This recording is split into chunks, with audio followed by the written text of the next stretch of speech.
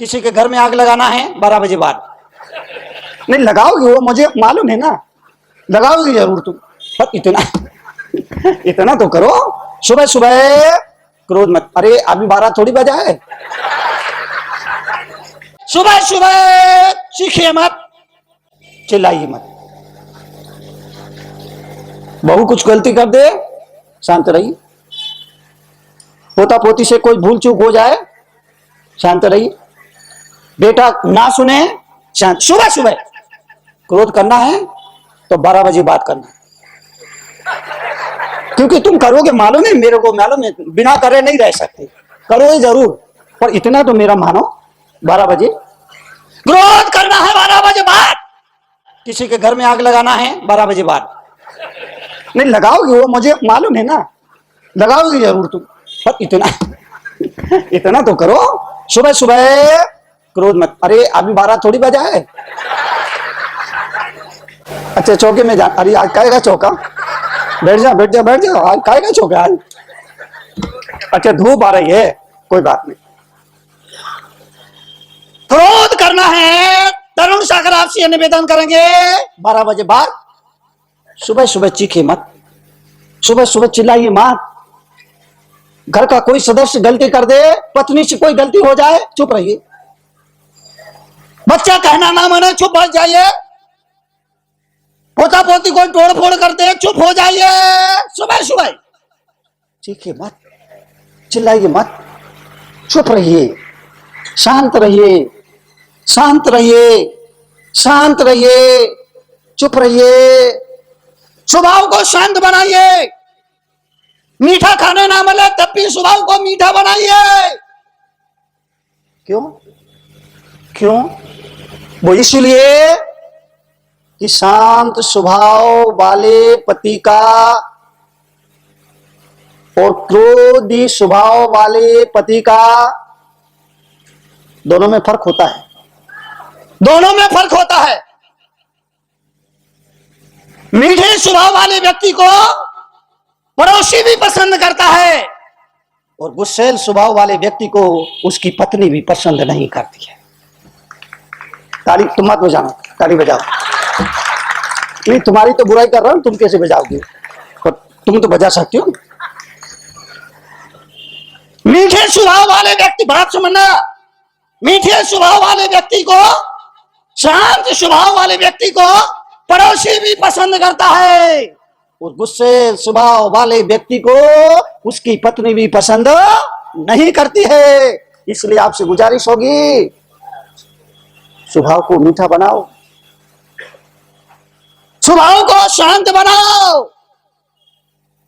मीठे स्वभाव वाले व्यक्ति की पत्नी रात में 8 बजते ही, 8:05 हो जाए तो पत्नी घड़ी देखती है, अब तक नहीं आए, अब तक नहीं आए, अब तक नहीं आए। मीठे स्वभाव वाले व्यक्ति की पत्नी, उसकी बात कर रहा हूं। मीठे स्वभाव, शांत स्वभाव वाले पति की पत्नी 8 बजते ही बार बार घड़ी देखती है। रोज आ जाते थे, रोज तो अब तक आ जाते थे, अब तक नहीं आए, अब तक नहीं आए, अब तक नहीं, घड़ी देखती है। और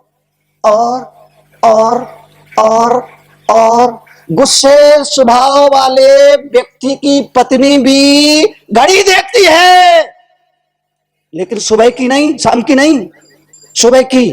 9 बज गए, ये अब तक नहीं गए, अब तक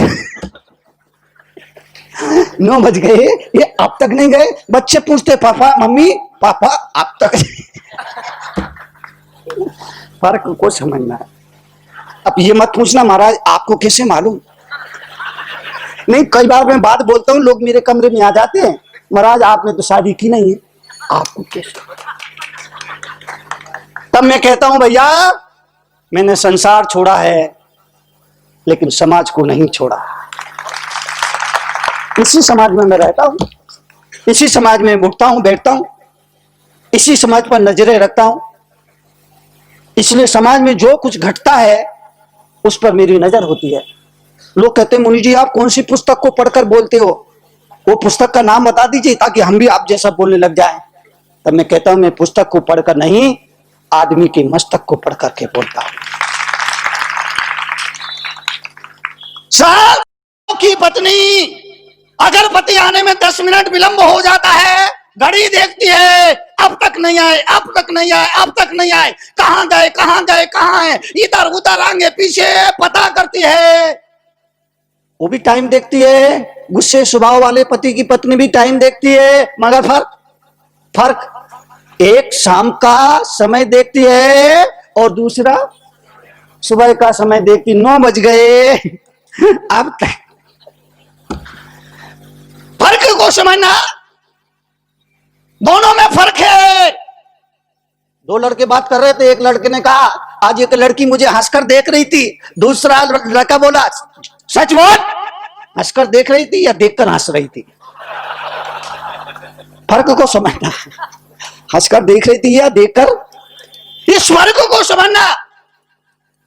एक पत्नी है जो शाम का समय देखती है, एक पत्नी है जो सुबह का समय देखती है। फर्क को समझना, फर्क होता है। तो दोस्त बात कर रहे थे, एक दोस्त ने कहा यार मैं ताजमहल बनवाना चाहता हूं, पर क्या करूं मेरी मुमताज ही नहीं मरती। दूसरा दोस्त बोला मैं भी ताजमहल ही बनवाना चाहता हूं, पर क्या करूं मुझे मुमताज ही नहीं मिलती। समस्या दोनों के सामने है। एक के सामने समस्या है उसे मुमताज नहीं मिलती, और दूसरे के सामने समस्या है उसकी मुमताज। समस्या दोनों।